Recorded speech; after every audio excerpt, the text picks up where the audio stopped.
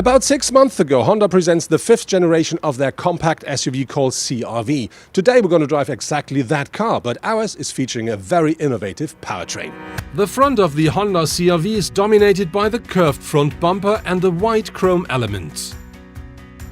This connects the LED headlamps, which come as standard to create the distinctive Honda family face. To improve aerodynamics, the CR-V has an active grille below the Honda logo. It opens and closes automatically depending on the coolant and oil temperature. Compared to its predecessor, the wheelbase of the 4.6-meter long CR-V has grown by 30 mm. Thanks to the now shorter overhangs and the standard 18-inch alloy wheels, the compact SUV looks very solid from the side. The slim A-pillars and the high shoulder line also supports the dynamic impression. The LED taillights, which are pulled far up, are reminiscent of the design of the Volvo brand.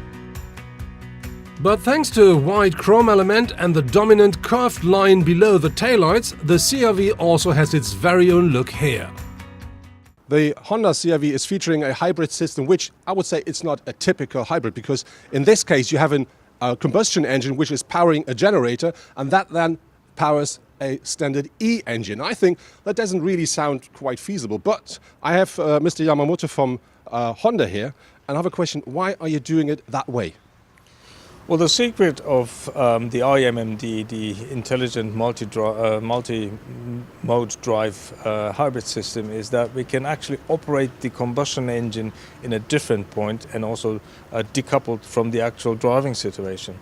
Normally, with conventional cars, basically the driving speed determines the actual operation point of the combustion engine. But since we have decoupled the engine from the wheels, we can actually operate the engine in its most fuel-efficient area, and that's the secret behind. I saw that you have a clutch in the system, which on one point, wherever, is really closing the connection between the combustion engine and the wheels. Why is that in there? There is a certain driving situation, which is around 80 to 100 kilometers an hour, where actually the efficiency of the combustion engine is best if we directly connect the combustion engine with the wheel. And that's what the system actually calculates in background in order to choose the best option, the best driving mode. And in that particular situation, it is best to actually directly connect the engine with the wheels. And when we talk about saving fuel, what is the amount we're talking about, let's say, per 100 kilometers driven? So under realistic driving condition, we expect to have a fuel consumption benefit of around 20 to 30% compared to conventional drivetrains. So, and now we're going to hit the road and see if that really works out. Within the hybrid of the Honda CR-V system, our 145 horsepower 2-liter petrol engine is powering a generator. The generated electric energy is then delivered directly to a 184 horsepower electric motor, which drives the wheels. Due to the design, there are 3 different operation modes for the hybrid. In electric mode, the CR-V is driven exclusively by the electric motor. This draws its energy from a lithium-ion battery.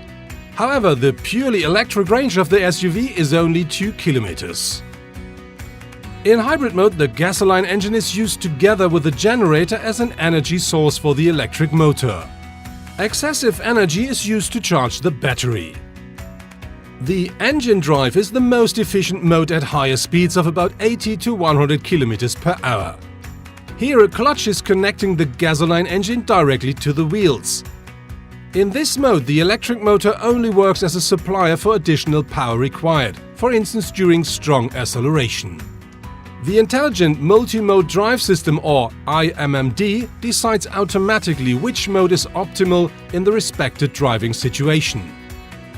So, for example, at lower speeds around 60 km per hour, over half the time the electric mode could be used. At higher speeds around 100 km per hour, this mode is still used for about 1/3 of the time. Thanks to the very efficient drive, Honda says the consumption of the 1.7-ton compact SUV should only be 5.3 liters per 100 km driven. The electric engine of the a CR-V hybrid offers 184 horsepower or 135 kilowatts and 350 newton meters of maximum torque. And this is enough for a top speed of 180 kilometers per hour and for a very comfortable drive. But I think you really can't drive the car sporty if you want, because even if you try to use the sport mode, the car always feels, let's say, a bit indirect regarding to what you do with the pedal and how the car reacts. It always doesn't feel like it really interacts quickly. And so I think it is very nice if you want to have a comfortable drive through the countryside or driving on the motorway.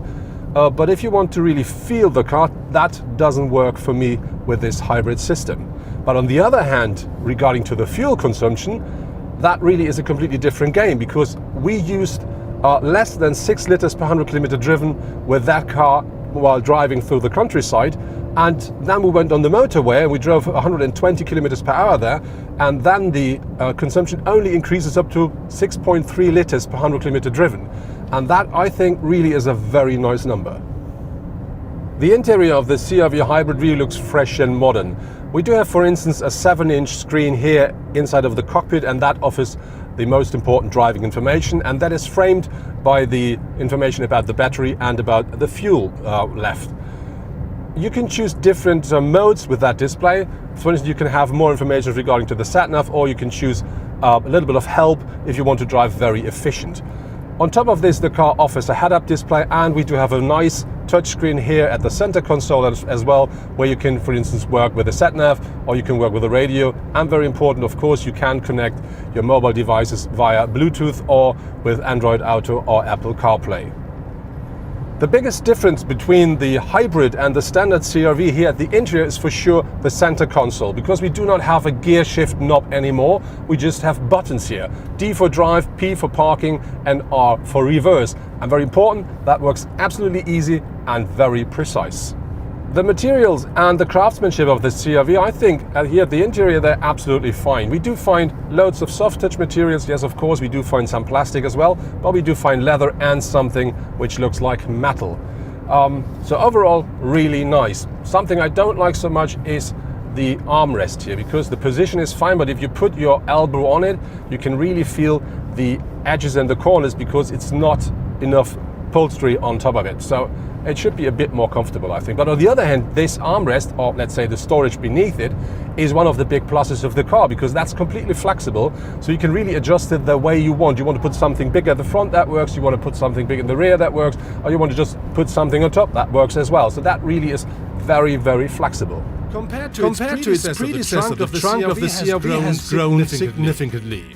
And even the hybrid version with the batteries built into the loading floor offers 497 liters of luggage space with the rear seats up. If you fold the rear seats down, a 1,694-liter luggage compartment with a completely flat loading floor is created. The space the CR-V hybrid offers really is absolutely nice. So me as a tall person, I can very comfortably sit in my pilot seat here, and I can adjust the steering wheel very nicely and can pull it really towards to me. So I have a perfect position in that car. And very interesting here is that the new wheelbase, which increases massively regarding to the predecessor, the extra space that offers in the interior, that nearly went completely to the second seat row. And this is something where we're talking about 5 more centimeters of space behind me. And then it happens that I can sit even behind me absolutely comfortably. So this is something that is not working in every compact SUV.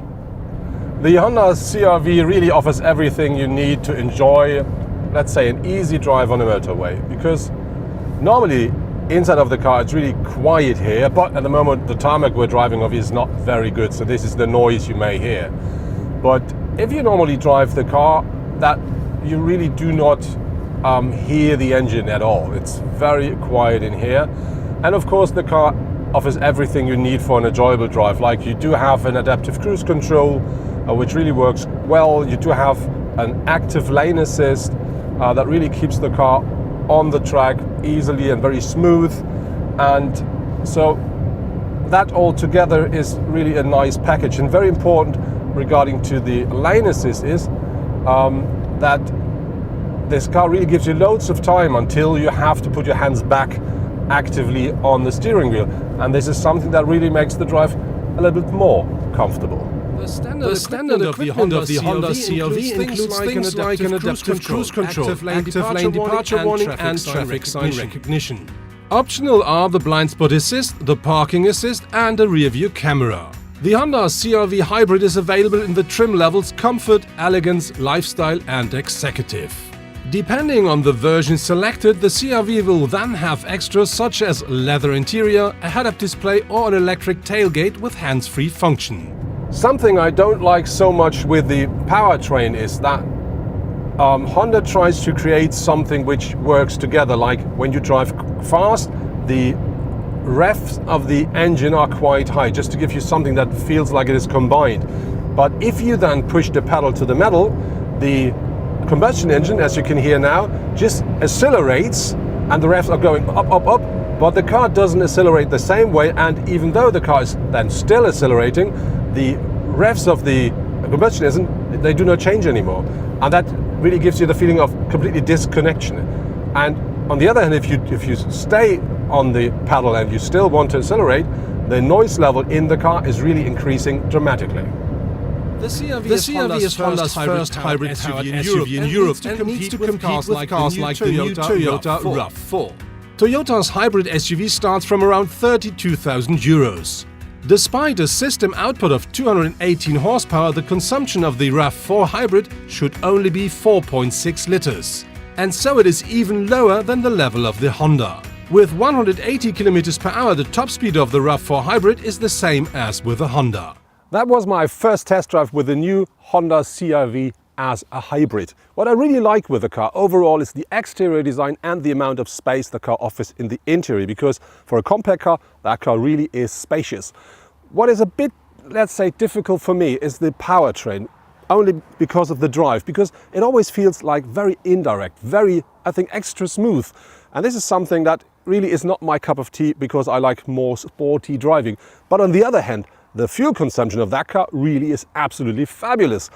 If you're interested in this kind of a car in Germany, you have to pay at least €32,290 for the base model. If you want the executive version, then that includes the all-wheel drive as well, you have to pay at least €43,490.